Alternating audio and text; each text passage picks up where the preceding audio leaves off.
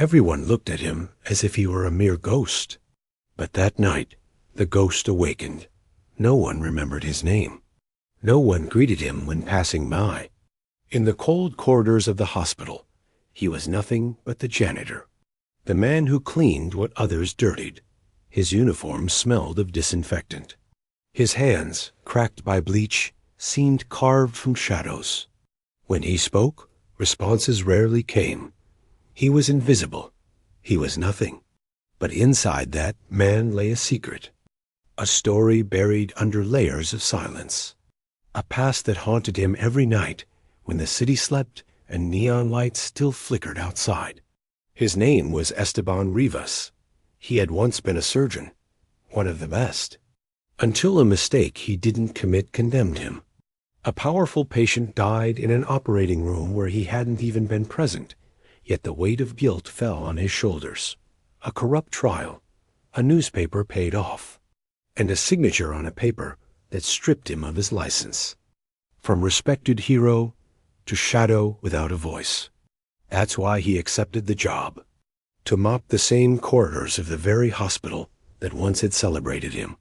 A humiliation, a daily torture, but also a way to remain close to the only thing he had ever loved, saving lives.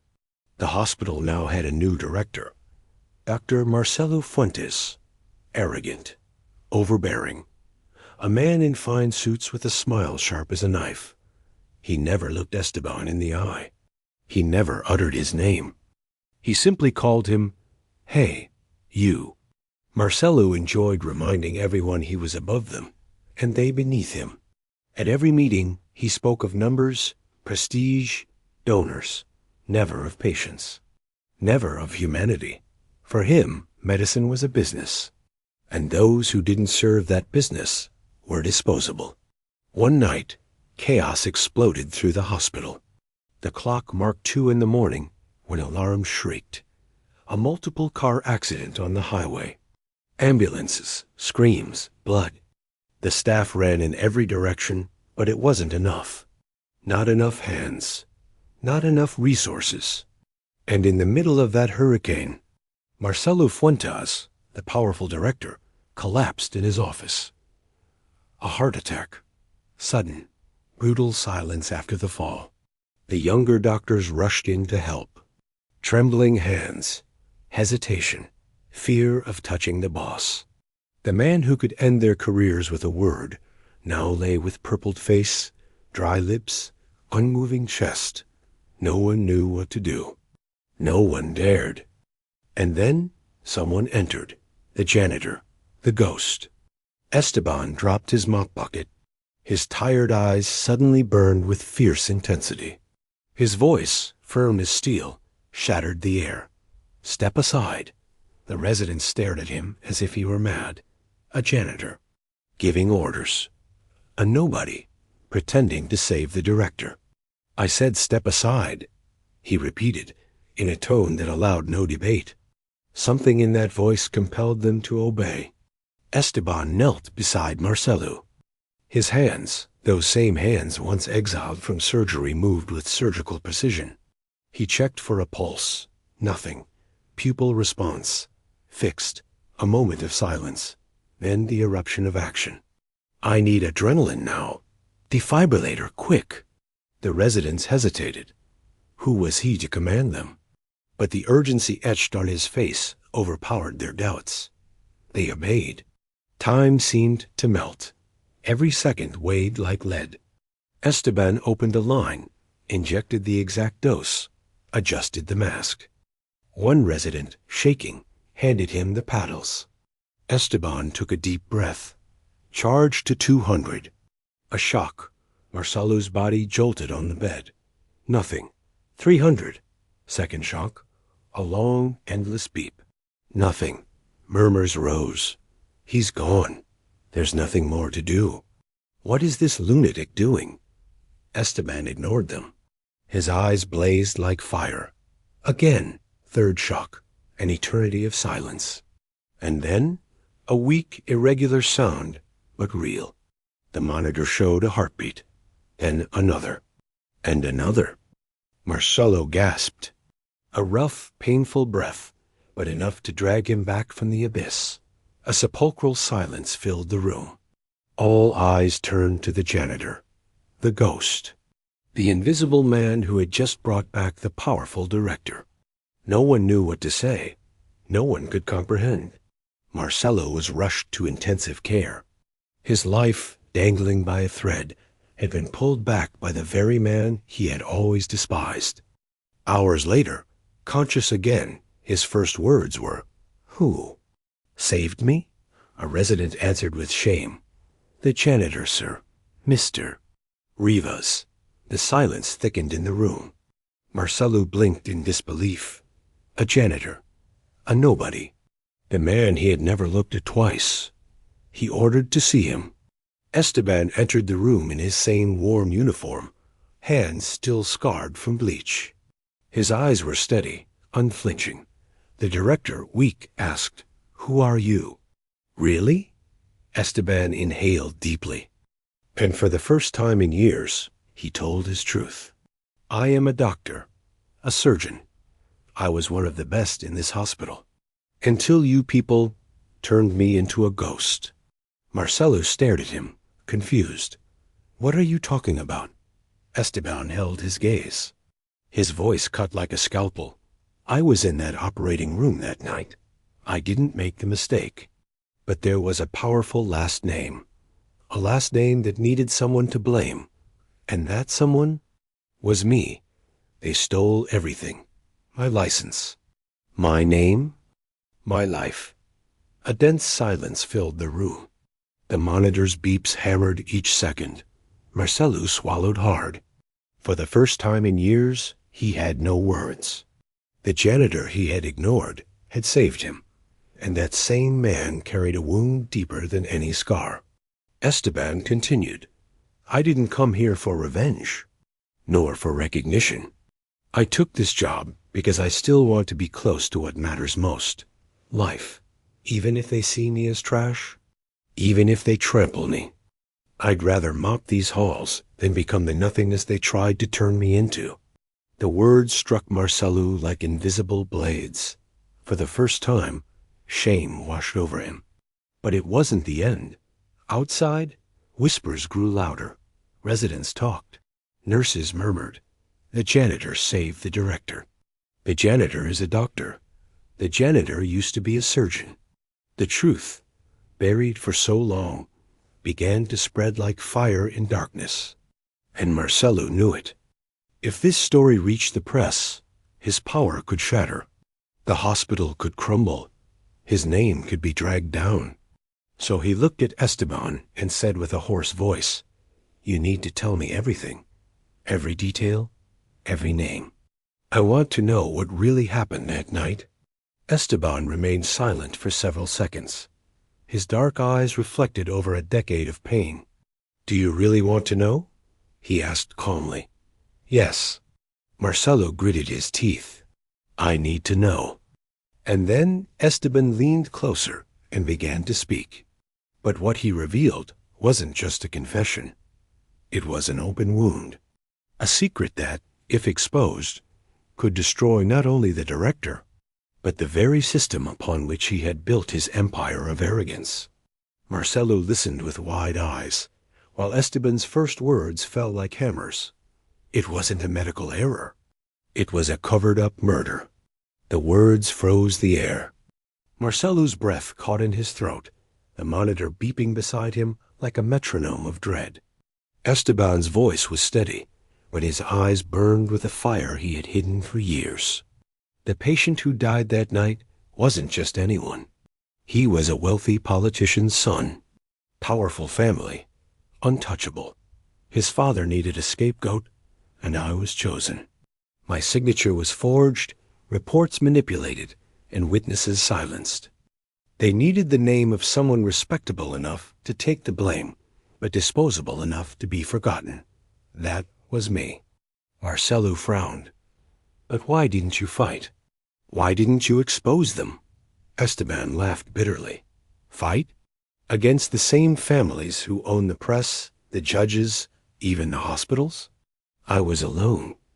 They took my license before I could defend myself. Overnight, I was erased. Not a doctor, not even a man, just a shadow. The silence in the room thickened like smoke. Marcelo, for once, had no arrogance left.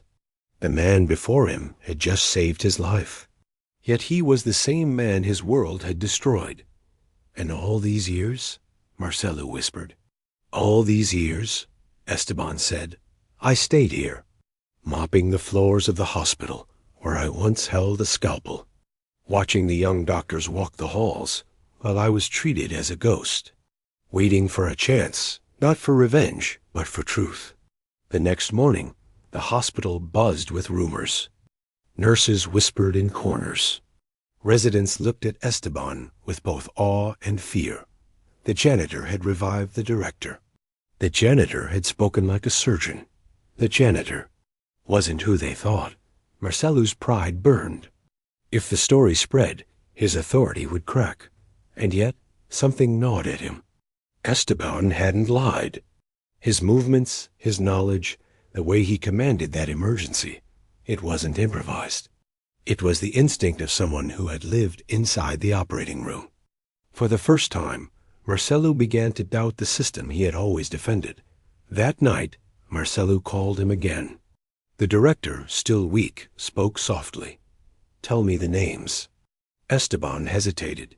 Why? So you can bury me again? No. Marcelo clenched his jaw. Because I think I was one of them. Esteban's eyes narrowed. Marcelo continued. Back then, I was young, ambitious. They promised me influence if I helped. I didn't question. I signed reports without reading. I pushed others aside to climb. I thought it was politics. I didn't know it was your life they were destroying. The confession fell like a stone in water. Esteban stared at him, a mix of fury and disbelief. So, you were part of it? Yes. Marcelo swallowed hard. And now you've saved me. A man who once helped erase you. Esteban's fists tightened. For a moment, the room vibrated with the possibility of violence. But then his voice emerged low, almost whispering. I didn't save you for gratitude. I saved you because I am still a doctor, even if the world denies it. The following days, Marcelo's recovery was slow. And with every passing hour, Esteban's presence in the hospital grew louder. Whispers turned to questions. Questions into suspicions. One night, a young resident, curious, searched the archives. And there it was, Esteban Rivas, former chief surgeon, published in journals, recognized internationally.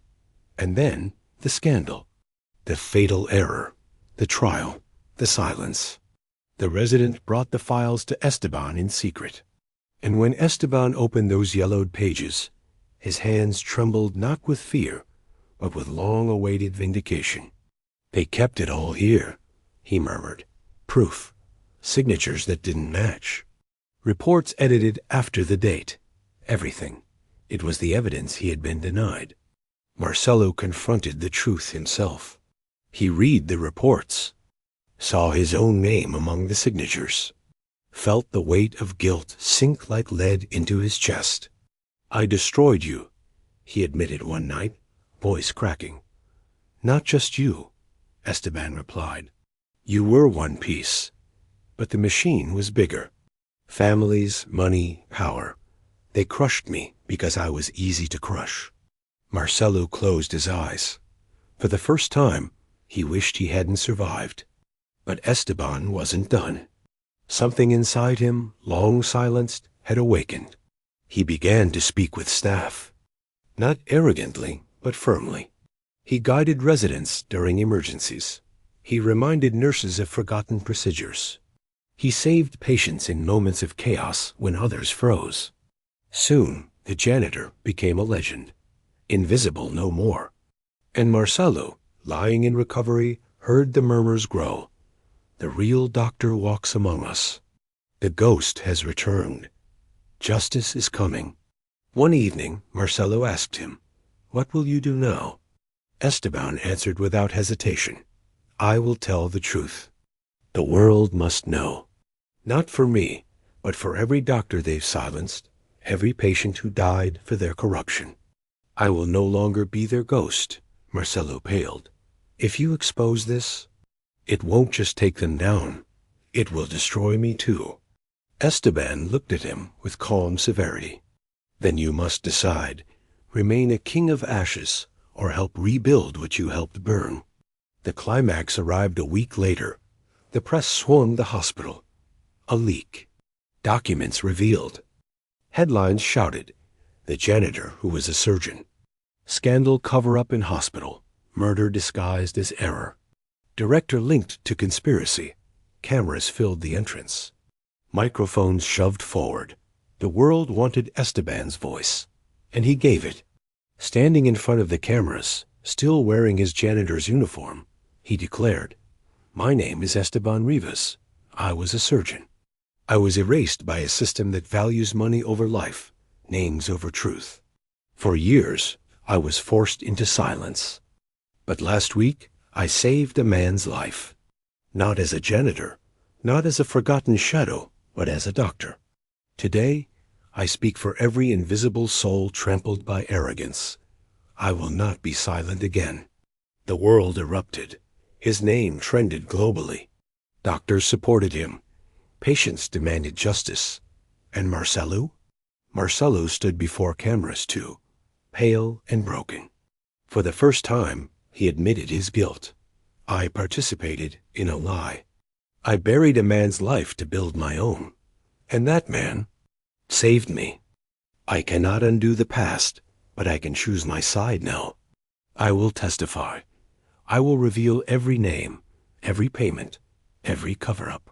The truth will burn, and I will burn with it if necessary.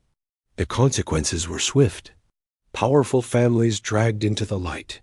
Judges investigated. Newspapers forced to retract lies. Marcelo lost his position, his prestige, his power. But for once, he gained something he never had, conscience. And Esteban? Esteban regained his license.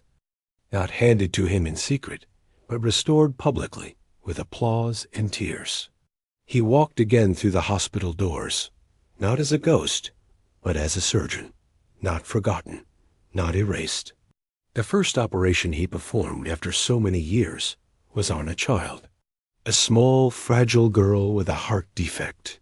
And as he held the scalpel, his hands steady, he whispered to himself, "They tried to bury me, but I am here, still a doctor, always a doctor." The surgery succeeded.